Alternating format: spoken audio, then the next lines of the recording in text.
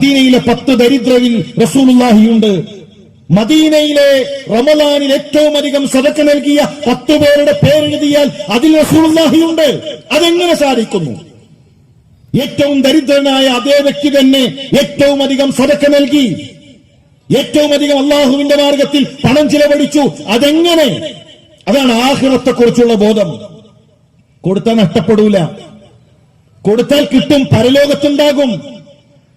റസൂലുള്ളാഹി സ്വല്ലല്ലാഹു അലൈഹി വസല്ലം തങ്ങൾ നമ്മുടെ ഉമ്മ ആയിഷ റളിയല്ലാഹു തആല അരികിലേക്ക് വരാൻ ആടിന്റെ ഇറച്ചി വാങ്ങിക്കൊടുത്തിട്ടുണ്ട്. നമ്മളെപ്പോലെ എല്ലാ വെള്ളിയാഴ്ചയും പിന്നെ കോയിറച്ചി കഴിക്കുന്ന, ബിരിയാണി കഴിക്കുന്ന വീടല്ല. പട്ടിണിയുള്ള, പ്രയാസമുള്ള, പരിവട്ടങ്ങളുള്ള പ്രവാചകന്റെ വീട്. നമ്മുടെ ഉമ്മയോട് വന്നിട്ട് ചോദിക്കാണ്, ആയിഷ എന്താണ് ബാക്കിയുള്ളത് വീട്ടിൽ? കൊണ്ടുവന്നതിൽ എന്താണ് ബാക്കിയുള്ളത്? നമ്മുടെ ഉമ്മയുടെ മറുപടി, നബിയെ ഷോൾഡറിന്റെ ഒരു ഭാഗ്യമേ ഉള്ളൂ, ബാക്കി മുഴുവൻ പോയി, കൊടുത്തു, തീർന്നു. ബാക്കിയായത് നമുക്കുള്ളത് നബിയെ ആ ഷോൾഡറിന്റെ ഒരു ഭാഗം, കുറച്ചൊരു കഷ്ണമുണ്ട്. അല്ലാഹുവിന്റെ റസൂൽ തിരുത്തിയില്ലേ, ആയിഷ നമുക്ക് നഷ്ടപ്പെട്ടത് അത് മാത്രമാണ്, നമുക്ക് നഷ്ടപ്പെട്ടത് അത് മാത്രമാണ്. നൽകിയതെല്ലാം ആയിഷ നമുക്ക് ലഭിച്ചിട്ടുണ്ട് എന്നതാണ് റസൂലുള്ളാഹി സ്വല്ലല്ലാഹു അലൈഹി വസല്ലം തങ്ങൾ പഠിപ്പിച്ചത്. എങ്കിൽ ഇപ്പോഴേ ഒരു വിഹിതം നമ്മൾ മാറ്റിവെക്കണം. നമ്മൾ ദാരിദ്ര്യത്തിലാണെങ്കിലും, നമ്മൾ പട്ടിണിയിലാണെങ്കിലും, മറ്റുള്ളവരിൽ നിന്നുള്ള വിഹിതങ്ങൾ സ്വീകരിച്ചുകൊണ്ട് ഓരോ ദിവസങ്ങളും കഴിഞ്ഞു പോകുന്നവരാണെങ്കിലും സ്വതക്കു വേണ്ടി ഒരു വിഹിതം, പ്രിയമുള്ളവരെ, റമളാനിലേക്ക് നമുക്ക് മാറ്റിവെക്കാൻ സാധിക്കേണ്ടതുണ്ട്. അതുപോലെ തന്നെ പരിശുദ്ധ റമളാനിന്റെ അവസാനത്തെ 10 അത് വളരെ പ്രധാനപ്പെട്ടതാണ്. അവസാനത്തെ 10 ഓരോ നിമിഷങ്ങളും വിലപിടിപ്പുള്ളതാണ്. ചില കാര്യങ്ങളൊക്കെ നമുക്ക് ഇപ്പോഴേ ചെയ്തു വെക്കാം. പെരുന്നാളിന്റെ ഡ്രസ്സ് എടുക്കാൻ പല വീടുകളിലും റമളാനിന്റെ ആദ്യത്തെ 10 പോയി ഡ്രസ്സ് എടുക്കും, പിന്നെ അത് മാറ്റാൻ പോകും, പിന്നെ മാറ്റിയത് മാറ്റാൻ പോകും. അവസാനത്തെ 10 കടകളിൽ ഇങ്ങനെ കേറി നിരങ്ങി വിലപ്പെട്ട സമയം നഷ്ടപ്പെടുത്തുന്നവരെ റമളാനിന്റെ മുന്നേ ഡ്രസ്സ് എടുത്തു വെച്ചാൽ എന്തെങ്കിലും നഷ്ടം നമുക്കുണ്ടോ? റമളാനിന്റെ മുന്നേ നമ്മൾ വസ്ത്രം വാങ്ങിയെടുത്താൽ, നമ്മുടെ മക്കൾക്ക് നമുക്കാവശ്യമായ വസ്ത്രങ്ങൾ ഒരുക്കിയാൽ എന്തെങ്കിലും അതൊരു നഷ്ടമുണ്ടോ? പക്ഷെ ശൈത്താൻ ഇങ്ങനെ തള്ളി തള്ളി അവസാനത്തെ 10 ഏറ്റവും നമ്മുടെ വിലപിടിപ്പുള്ള സമയങ്ങൾ നമ്മളിൽ നിന്ന് റാഞ്ചിയെടുക്കും. റസൂലുള്ളാഹി സ്വല്ലല്ലാഹു അലൈഹി വസല്ലം തങ്ങൾ, പ്രവാചകന്റെ ഭാര്യമാർ, പ്രവാചകന്റെ സ്വഹാബാക്കൾ അവസാനത്തെ 10 പള്ളിയിലാണ്, ഇഅ്തികാഫിലാണ്. നമ്മുടെ ഉമ്മയോട് ഒരാൾ സലാം പറഞ്ഞാൽ നിന്നുകൊണ്ട് സലാം മടക്കാൻ ആയിഷ റളിയല്ലാഹു തആല ഇഷ്ടപ്പെടാറില്ല. പള്ളിയിലേക്ക് വേഗത്തിൽ അവർ നടക്കും. ആ നിൽക്കുന്ന സമയം പോലും അവസാനത്തെ 10 എനിക്ക് നഷ്ടപ്പെടരുത്. എത്ര ശ്രദ്ധയാണ് അവസാനത്തെ 10 വിഷയത്തിൽ അവർക്കുണ്ടായിരുന്നത്. അതുകൊണ്ട് അവസാനത്തെ 10 വളരെ ഗൗരവത്തോടുകൂടെ നമ്മൾ നോക്കിക്കാണേണ്ടതുണ്ട്. നമ്മളെ സംബന്ധിച്ചിടത്തോളം നമ്മുടെ യാത്ര ഇന്നമാ തുവഫൗന ഉജൂറക്കും യൗമൽ ഖിയാമ, ഖിയാമത്ത് നാളിൽ നമ്മൾ ചെയ്തത്, നമ്മൾ പ്രവർത്തിച്ചത്, ആ പ്രവർത്തിച്ചതിലേക്കാണ് നമ്മൾ ഈ പോയിക്കൊണ്ടിരിക്കുന്നത്, അതിലേക്കാണ് നമ്മളെ കൊണ്ടുപോകുന്നത്. അതുകൊണ്ട് ധാരാളം അമലുകൾ നമുക്കുണ്ടാകണം. റമളാനിന്റെ മുന്നേ നമ്മൾ തിരുത്തേണ്ട ചില കാര്യങ്ങൾ, ബന്ധങ്ങളിൽ വല്ല പ്രശ്നങ്ങളും ഉണ്ടെങ്കിൽ റസൂലുള്ളാഹി സ്വല്ലല്ലാഹു അലൈഹി വസല്ലം പറഞ്ഞില്ലേ, ശഅബാനിൽ അല്ലാഹു 2 വിഭാഗത്തിന് പുറത്തു കൊടുക്കും. ഒരു വിഭാഗം ആരാ? മനസ്സിന് പ്രയാസങ്ങളുള്ളവർ, മനസ്സിൽ വിദ്വേഷങ്ങളുള്ളവർ. മനസ്സ് ശുദ്ധമാക്കണം, എല്ലാവരെയും സ്നേഹിക്കാൻ, പ്രത്യേകിച്ച് നമ്മുടെ മാതാപിതാക്കളെ അകറ്റി നിർത്തുന്ന മനുഷ്യരുണ്ട്. പ്രായമായാൽ അതൊരു തന്തയാണ്, അതൊരു തള്ളയാണെന്ന് പറഞ്ഞ് വീടിന്റെ ഒരു മൂലയിലേക്ക് മാറ്റി നിർത്തുന്നവരുണ്ട്. അബൂ ഹുറൈറ റളിയല്ലാഹു തആല അൻഹു അസ്ഹാബു സുഫയിൽപ്പെട്ട സ്വഹാബിയ. റസൂലുള്ളാഹി 2 ഈത്തപ്പഴം കൊടുത്തു. 2 ഈത്തപ്പഴം എത്ര ഉണ്ടാവും? അതിന്റെ ഒരു വലിപ്പം. ഒരു മനുഷ്യൻ എത്ര വിശപ്പ് മാറും 2 ഈത്തപ്പഴം കഴിച്ചാൽ? അബൂ ഹുറൈറ 1 ഈത്തപ്പഴം കഴിച്ചു. അടുത്ത ഈത്തപ്പഴം ഇങ്ങനെ കയ്യിൽ പിടിച്ചു. അള്ളാന്റെ റസൂൽ ഇത് കാണാൻ, അബൂ ഹുറൈറ കഴിക്കുന്നില്ലേ? അബൂ ഹുറൈറ, അള്ളാഹുവിന്റെ റസൂലേ, എന്റെ ഉമ്മാക്ക് മാറ്റിവെച്ചതാണ് റസൂലേ. അതാണ് ഇസ്ലാം. ഉമ്മ മരിച്ചാൽ ഉമ്മാനെ തെറി പറയുന്ന സോഷ്യൽ മീഡിയകളിലൂടെ തോന്നിവാസങ്ങൾ എഴുതി വെക്കുന്ന സംസ്കാരമല്ല. വിശപ്പ് സഹിക്കുമ്പോ, പട്ടിണി കിടക്കുമ്പോ, ആ വിശപ്പ് സഹിക്കുന്ന ഘട്ടത്തിലും ഒരു വിഹിതം ഉമ്മാക്ക് വേണ്ടി മാറ്റിവെക്കുന്ന സംസ്കാരമാണ് ഇസ്ലാം. നമ്മുടെ മാതാപിതാക്കളുമായുള്ള ബന്ധം ശരിയാക്കിയിട്ടാണ് റമദാനിലേക്ക് നമ്മൾ പ്രവേശിക്കേണ്ടത്. ഉമ്മയുമായുള്ള ബന്ധം ശരിയാക്കാതെ, നമ്മുടെ ഉപ്പയുമായുള്ള ബന്ധം ശരിയാക്കാതെ റബ്ബുമായിട്ടുള്ള നമ്മുടെ ബന്ധം കൂട്ടരേ അത് ശരിയാവുകയില്ല. യമനിൽ നിന്നാണ് ഒരു സഹാബി വരുന്നത്. ഉമ്മയെ ചുമലിൽ വഹിച്ചുകൊണ്ട് യമനിൽ നിന്ന്, മക്കയിൽ നിന്ന് യമനിലേക്ക് ഉള്ള ദൂരം എത്രയാണ്? ആയിരക്കണക്കിന് കിലോമീറ്ററുകൾ താണ്ടി ഒരു താബിയായ മനുഷ്യൻ ഉമ്മയെ ചുമലിൽ വഹിച്ചുകൊണ്ട് വരുന്നു. എന്നിട്ട് ഇബ്നു ഉമറിനോട് ചോദിക്കാണ്, ഇബ്നു ഉമറേ, എന്റെ വാഹനമൊക്കെ കണ്ടോ? എന്റെ ഉമ്മയുടെ വാഹനമാണ്, വാഹന മൃഗമാണ് ഞാൻ. ആ വാഹനത്തിന്റെ യജമാനൻ എന്തു പറഞ്ഞാലും ആ വാഹനം കേൾക്കും, അതിനനുസരിച്ച് ഇങ്ങനെ പോകും. എന്നിട്ട് പറഞ്ഞൊരു വാക്കുണ്ട് ഇബ്നു ഉമർ, എന്റെ ഉമ്മ എന്നെ ചുമന്നതിനേക്കാൾ ഞാൻ എന്റെ ഉമ്മയെ ചുമന്നിട്ടുണ്ട്. ഉമ്മ 9 മാസമല്ലേ, ഞാൻ അതൊക്കെ കഴിഞ്ഞു. ഇബ്നു ഉമർ എത്ര കൊല്ലം എന്റെ ഉമ്മാൻ ഇങ്ങനെ താങ്ങി നടക്കുന്നു, എടുത്തു നടക്കുന്നു. യമനിൽ നിന്ന് മക്കയിലേക്ക് വന്ന് തവാഫ് ചെയ്തുകൊണ്ടിരിക്കുകയാണ്. എന്റെ കടമ തീർന്നോ? എന്റെ ബാധ്യത തീർന്നോ? എന്റെ ഉത്തരവാദിത്തങ്ങൾ തീർന്നോ? ഇബ്നു ഉമറിന്റെ മറുപടി, ഒരു നിശ്വാസത്തിനു പോലും പകരമാകില്ലടോ. ഉമ്മയുടെ ഒരു നിശ്വാസത്തിനു പോലും പകരമാകില്ല. എങ്കിൽ പ്രിയമുള്ളവരെ, നമ്മുടെ മാതാപിതാക്കളുമായുള്ള ബന്ധം അത് ശരിപ്പെടുത്തി, നമ്മുടെ കുടുംബവുമായുള്ള ബന്ധം ശരിപ്പെടുത്തി, അങ്ങനെ പരിശുദ്ധ റമദാനിലേക്ക് പ്രവേശിക്കാൻ നമുക്ക് സാധിക്കണം. റമദാനിൽ നമ്മൾ ശ്രദ്ധിക്കേണ്ട, റമദാനിൽ നാം തിരുത്തേണ്ട ചില കാര്യങ്ങൾ ഇൻഷാ അല്ലാഹ് നമസ്കാരത്തിന് ശേഷം നമുക്ക് പറയാം. നമസ്കാരം കഴിഞ്ഞ് എത്രയും പെട്ടെന്ന് നമ്മൾ തിരിച്ചെത്തുക. അല്ലാഹു ശരിയായ രൂപത്തിൽ പറയാൻ, മനസ്സിലാക്കാൻ നമുക്ക് തൗഫീഖ് നൽകി അനുഗ്രഹിക്കട്ടെ. അസ്സലാമു അലൈക്കും വറഹ്മത്തുള്ളാഹി. السلام عليكم ورحمة الله. بسم الله الحمد لله رب العالمين والصلاة والسلام على رسول الله. സുഹൃത്തുക്കളെ, ഞാൻ പറഞ്ഞു വന്നത് പരിശുദ്ധ റമളാനിന് മുമ്പ് നമ്മുടെ ബന്ധങ്ങൾ അത് നന്നാക്കണമെന്നുള്ളതാണ്. ഇനി ഞാൻ പറയുന്ന വിഷയം ഇതുവരെ നമ്മൾ കേട്ടതിനേക്കാൾ പ്രാധാന്യത്തോടുകൂടെ ആലോചിക്കേണ്ട, പഠിക്കേണ്ട വിഷയമാണ്. ഷഅബാനിൽ 2 വിഭാഗം ആളുകളുടെ പാപങ്ങൾ അത് പൊറുക്കപ്പെടാതെ മാറ്റിവെക്കുമെന്ന് പറഞ്ഞപ്പോൾ അതിലൊന്നാമത്തെ വിഭാഗം ശിർക്ക് വന്നവരാണ്, അല്ലാഹുവിൽ പങ്കു ചേർത്തവരാണ്. ആ ഒരു വിഷയം എന്റെ ശബ്ദം കേൾക്കുന്ന മുസ്ലിം സഹോദര, മുസ്ലിം സഹോദരി, വളരെ ഗൗരവത്തോടുകൂടെ നാം ആലോചിക്കേണ്ടതുണ്ട്. നമ്മുടെ പരിശുദ്ധ റമദാനിലെ നോമ്പുകൾ, നമ്മുടെ പരിശുദ്ധ റമദാനിലെ ഖുർആൻ പാരായണം, റമദാനിലെ നമ്മുടെ സ്വതക്കകൾ, നമ്മുടെ ഒരു അമലും അത് നമുക്ക് ഉപകാരപ്പെടുകയില്ല. നമ്മുടെ ജീവിതത്തിൽ ശിർക്ക് വന്നിട്ടുണ്ട് എങ്കിൽ, മഹാനായ അബൂദർദാ റളിയല്ലാഹു തആല അൻഹു ഒരിക്കലും സഹാബി അദ്ദേഹത്തിന്റെ അരികിലേക്ക് വരികയാണ്. താബികളിൽപ്പെട്ടൊരു വ്യക്തി അദ്ദേഹത്തിന്റെ അരികിലേക്ക് വരികയാണ്. അബൂദർദാ അവസാന കാലഘട്ടത്തിൽ വഫാത്തായ സഹാബിയാണ്. മഹാനായ സഹാബി അബൂദർദാന്റെ അരികിലേക്ക് വന്ന് ആ വ്യക്തിയുടെ ചോദ്യം, അബൂദർദാ, അല്ലാഹുവിന്റെ റസൂല് വിലക്കിയ വല്ലതും ഞങ്ങളിലുണ്ടോ? റസൂലുള്ളാഹി പാടില്ല എന്ന് പറഞ്ഞ വല്ലതും ഞങ്ങളിലുണ്ടോ? അബൂദർദാ റളിയല്ലാഹു തആല അൻഹുവിന്റെ മുഖം ചുവന്നു. ദേഷ്യത്തോടുകൂടെ അദ്ദേഹം ചോദിച്ചു, റസൂലുള്ളാഹി ഉണ്ട് എന്ന് പഠിപ്പിച്ച, പ്രവാചകൻ പഠിപ്പിച്ച എന്തു കാര്യമാണ് നിങ്ങളിലുള്ളത്? വിലക്കി എന്തെങ്കിലും ഉണ്ടോ എന്നുള്ളതല്ല, റസൂലുള്ളാഹി പഠിപ്പിച്ച എന്തു ദീനാണോ നിങ്ങളിലുള്ളത് എന്ന് പറഞ്ഞാൽ, പ്രിയമുള്ളവരെ, അബൂദർദാ റളിയല്ലാഹു തആല അൻഹുവിന്റെ അവസാന കാലമായപ്പോഴേക്കും ഇസ്ലാമിലെ ഇബാദത്തുകളിൽ, ഇസ്ലാമിന്റെ വിശ്വാസകാര്യങ്ങളിൽ, മുസ്ലിം സമുദായത്തിൽ പിടവുകൾ സംഭവിച്ചു. ശരിയായ ദീനിൽ നിന്ന് അവർ മാറിപ്പോയി. എന്തിനു വേണ്ടിയാണ് ബിലാൽ റളിയല്ലാഹു തആല അൻഹു പീഡിപ്പിക്കപ്പെട്ടത്?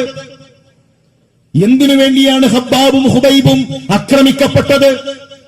ഷഅബ് അബീ താലിബിന്റെ മലഞ്ചെരുവിൽ ഒരു മുഹറം മാസം മുതൽ നബുവത്തിന്റെ 7ാമത്തെ വർഷം മുതൽ നബുവത്തിന്റെ 10ാമത്തെ വർഷം വരെ 3 വർഷക്കാലം പട്ടിണിക്കിട്ടത് എന്തിന്റെ പേരിലാണ്?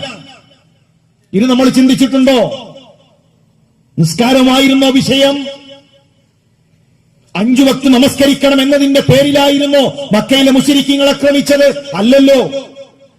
നമസ്കാരം ഇസ്രാ മിഅ്റാജിലാണ്. നോമ്പ് നോൽക്കണമെന്ന് പറഞ്ഞതിന്റെ പേരിലായിരുന്നോ മക്കയിൽ പ്രയാസങ്ങൾ ഉണ്ടായത്? അബൂലഹബും ഉത്ബത്തും ശൈബത്തും ആക്രമിക്കാനിറങ്ങിയത്? നോമ്പല്ല വിഷയം. റമളാനിലെ നോമ്പ് മദീനയിലാണ്, ഹിജ്റയുടെ 2ലാണ്. സക്കാത്തല്ല വിഷയം. സക്കാത്തിന്റെ പേരിൽ പ്രശ്നങ്ങൾ ഉണ്ടായിട്ടില്ല. സക്കാത്ത് ഹിജ്റയുടെ 3ലാണ്, ഹിജ്റയുടെ 9ലാണ് ഹജ്ജ്. അപ്പൊ നമസ്കാരമല്ല, നോമ്പല്ല, സക്കാത്തല്ല, ഹജ്ജല്ല, ഇതിന്റെ പേരിലൊന്നും ആക്രമിക്കപ്പെട്ടിട്ടേയില്ല. മക്കയിൽ നിന്ന് ഒരു വിലക്കുണ്ടായത്, മക്കയിൽ നിന്ന് ആട്ടിപ്പുറത്താക്കിയത്, ബിലാലിനെയും ഹബ്ബാബിനെയും ഹുബൈബിനെയും ആക്രമിച്ചത് ഒരേ ഒരു വിഷയം, അത് ലാ ഇലാഹ ഇല്ലല്ലാഹ്.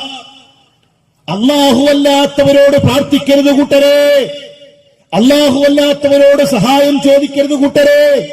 അല്ലാഹുവല്ലാത്ത ഏതെങ്കിലും വസ്തുക്കളിലോ ഏതെങ്കിലും വ്യക്തികളിലോ നിങ്ങൾ അഭയം തേടരുത് എന്ന ആദർശം പഠിപ്പിച്ചതിന്റെ പേരിലാണ് ഈ അക്രമങ്ങളും ഈ പീഡനങ്ങളും ഉണ്ടായത് എങ്കിൽ ശരിയായ ഇസ്ലാം ദീനിൽ നിന്ന്, ശരിയായ വിശ്വാസത്തിൽ നിന്ന് ഏതൊരാദർശത്തിനു വേണ്ടിയാണോ റസൂലുള്ളാഹിയും സ്വഹാബത്തും ത്യാഗം സഹിച്ചത്, അതേ ആദർശത്തിൽ നിന്ന് ഇന്ന് മുസ്ലിം സമുദായം മാറിപ്പോകുന്നു. മഹാനായ ഇമാം സുഹരി അനസ് ബിൻ മാലിക് റളിയല്ലാഹു തആല അൻഹുവിന്റെ അരികിലേക്ക് വരുന്നു. ആരാണ് അനസ് ബിൻ മാലിക്? ഖാദിം റസൂലില്ലാഹ്, റസൂലുള്ളാഹിയുടെ ഖാദിം. 10 വർഷക്കാലം പ്രവാചകൻ സല്ലല്ലാഹു അലൈഹി വസല്ലം തങ്ങൾക്ക് ഖിദ്മത്ത് ചെയ്ത, പ്രവാചകനെ അത്രമാത്രം സ്നേഹിച്ച, അവസാന കാലഘട്ടത്തിൽ വഫാത്തായ സഹാബി. അദ്ദേഹത്തിന്റെ അരികിലേക്ക് ആളുകൾ വരുന്നു. അദ്ദേഹം ദിമശ്കിലാണ്. വന്നവർ ചോദിക്കുകയാണ്, അനസ് ബിൻ മാലിക്, അനസ് ബിൻ മാലിക് കരയുന്നത് കണ്ടപ്പോൾ അവർ ചോദിക്കുന്നു, മാ യുബ്കീക്, അനസ് ബിൻ മാലിക്കേ, നിങ്ങളെ കരയിപ്പിക്കുന്നത് എന്താണ്? എന്താണ് താങ്കൾ കരയാനുള്ള കാരണം?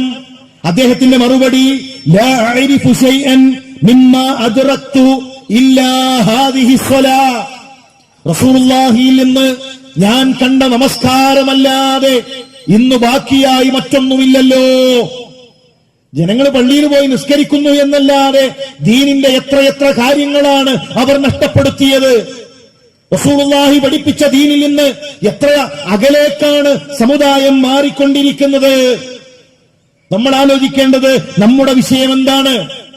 എന്താണ് ഇന്ന് മുസ്ലിം സമുദായത്തിന്റെ ഏറ്റവും അടിസ്ഥാനപരമായ തൗഹീദിന്റെ വിഷയത്തിലുള്ള അവസ്ഥ?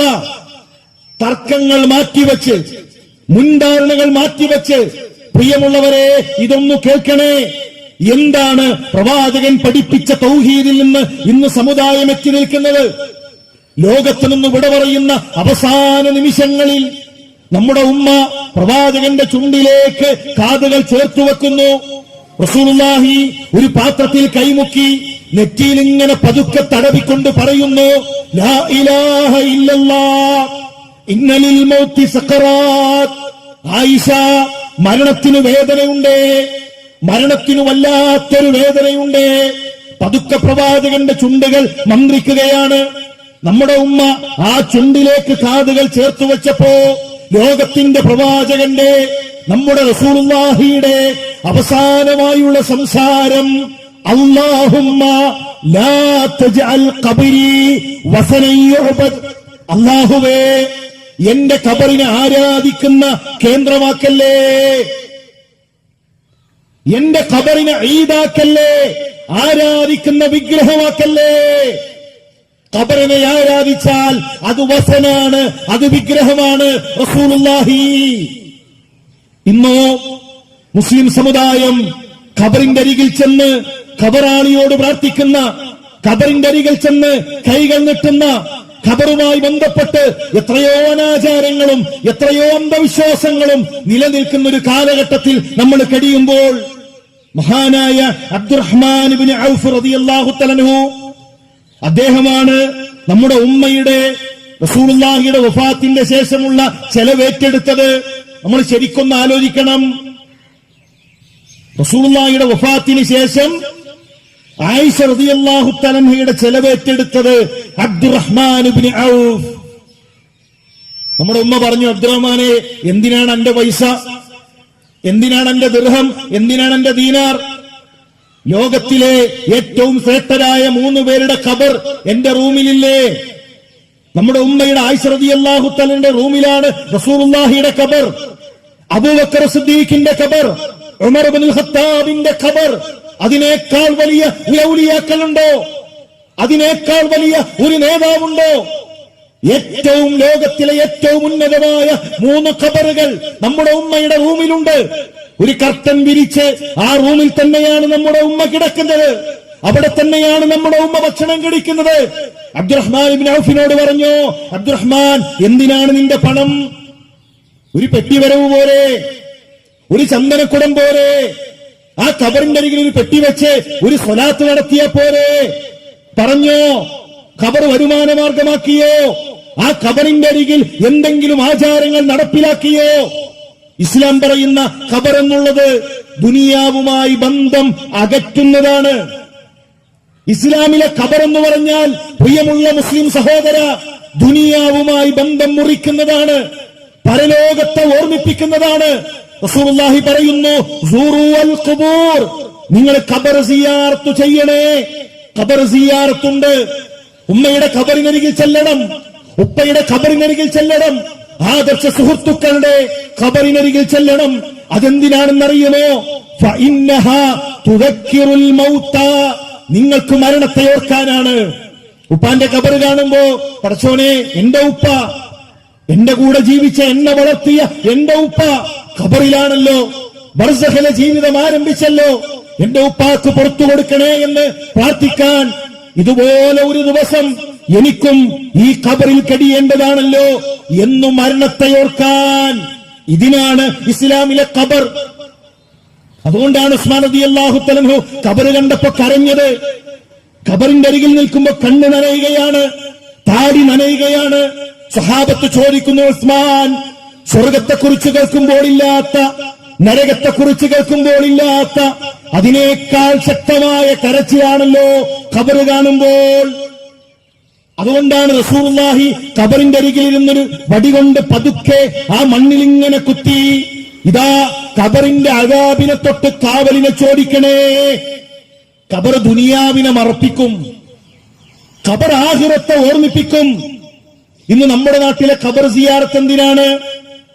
എന്തിനാണ് ഖബർ സിയാറത്ത് എന്ന പേരിൽ ഒരു യാത്ര നടത്തുന്നത്? ബസ്സിൽ കയറിയിട്ട് ഉസ്താദിനോട് ചോദിക്കൂ, എന്തിനാണ് ഉസ്താദെ ഖബർ സിയാറത്ത്? ഉസ്താദ് പറയോ, മഹല്ലിൽ ആർക്കും മരണത്തെ പറ്റിയൊന്നൊരു പേടിയില്ല, ആർക്കും മരിക്കണം എന്നുള്ളൊരു ചിന്തയില്ല, അതുകൊണ്ട് എല്ലാവർക്കും മരണത്തെക്കുറിച്ചൊക്കെ ഒരു ഓർമ്മ വേണം, അതിനാണ് ഖബർ സിയാറത്ത്. പറയോ? ഒരു പരസ്യമാണ് ഖബർ സിയാറത്ത്.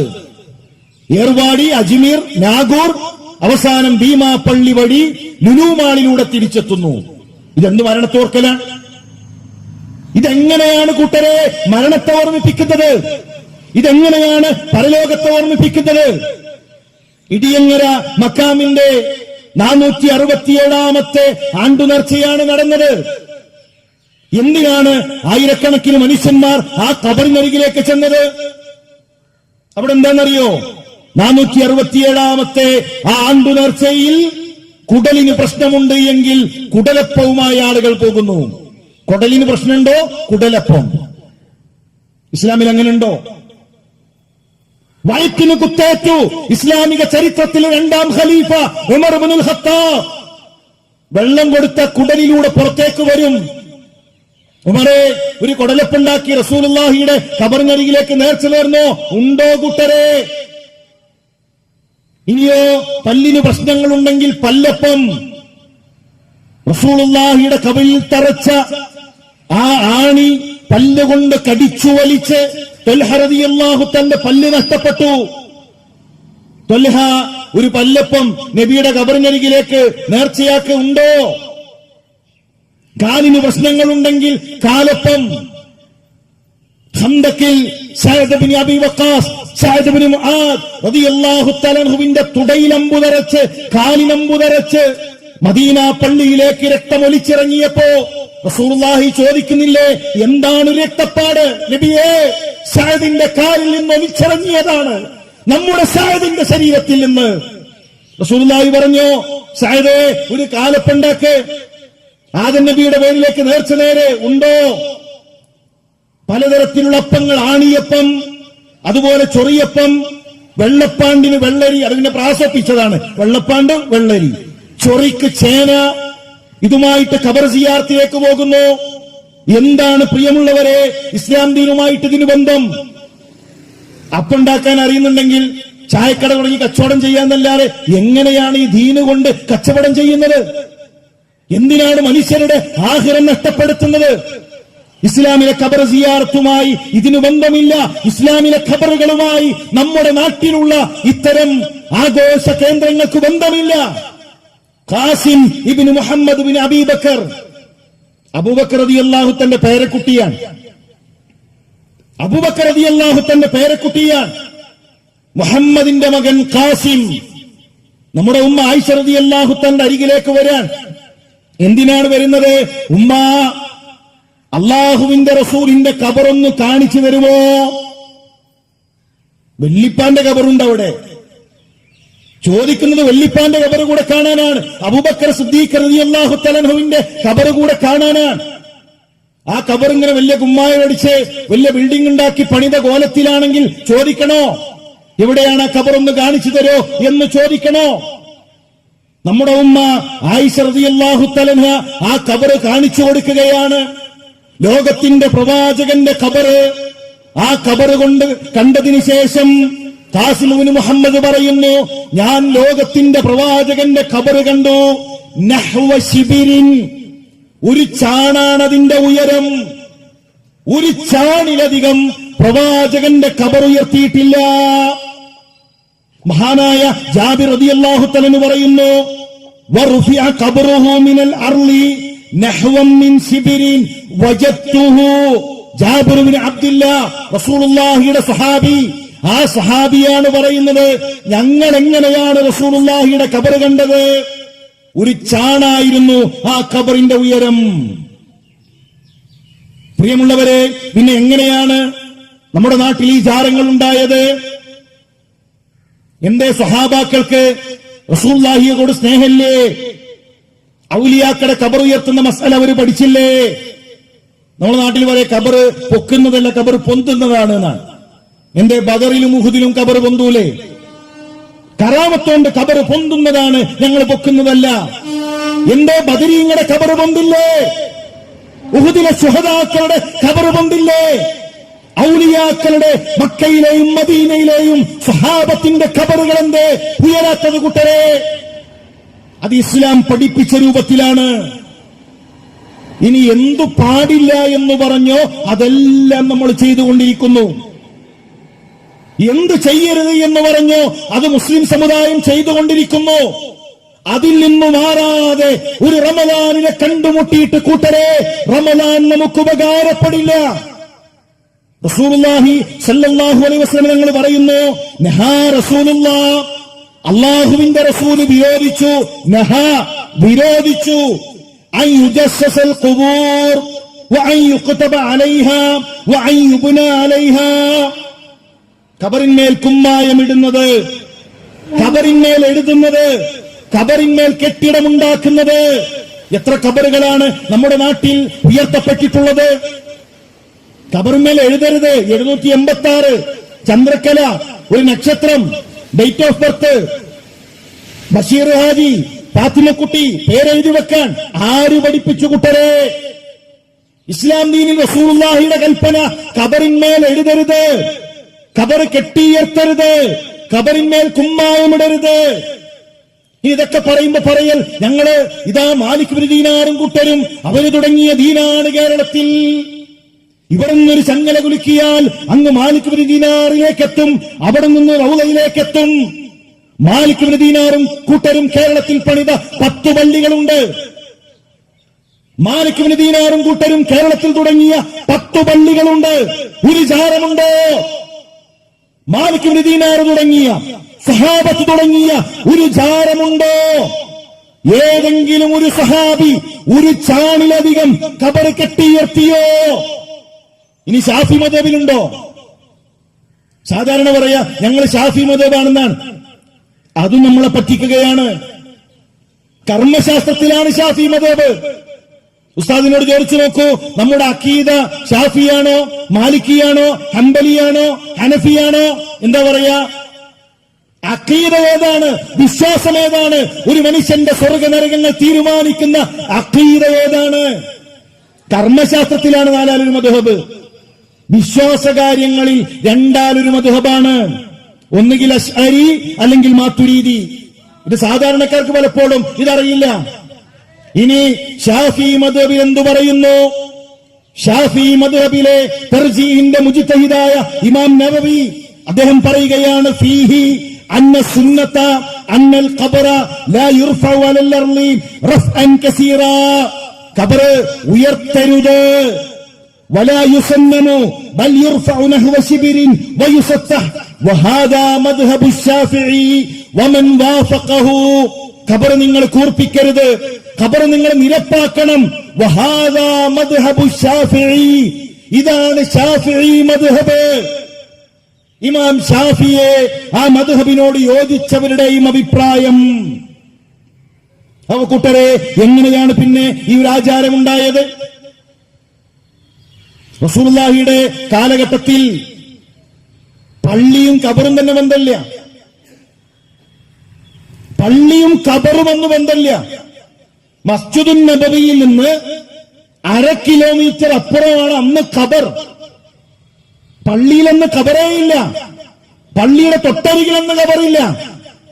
1/2 കിലോമീറ്റർ കഴിഞ്ഞാണ് അന്ന് ഖബർ.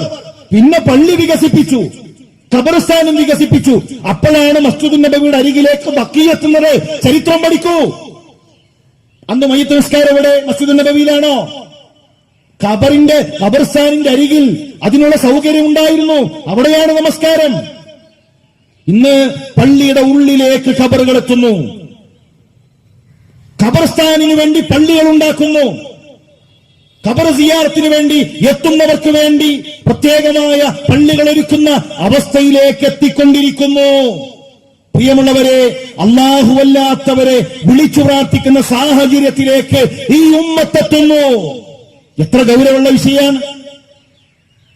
ഏത് വിഷയവും അല്ലാഹു പൊറുക്കും. ഏത് കാര്യവും അല്ലാഹു പൊറുക്കും. ശിർക്കൊഴികെ.